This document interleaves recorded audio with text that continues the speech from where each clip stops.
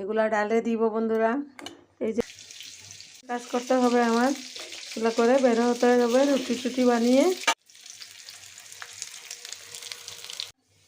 এই যে আমার বেগুন ফ্রাই হয়ে গেছে, এই দেখো গরম গরম ফুলকো ফুলকো বেগুন বড়া, খেতে অনেক স্বাদ হয়।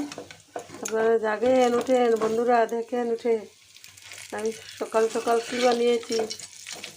এই দেখেন, এগুলো উঠে চার সাথেও খেতে পারবেন, স্ন্যাক্সের মতো খেতে পারবেন। এই যে বন্ধুরা দেখো আমার ডাল হয়ে গেছে। এখন আমি এইটাতে ধনিয়ার পাতা ছড়িয়ে দিচ্ছি। এই দেখো, ডালে ধনিয়ার পাতা দিলে এখন অনেক টেস্ট হয়ে যায় খেতে।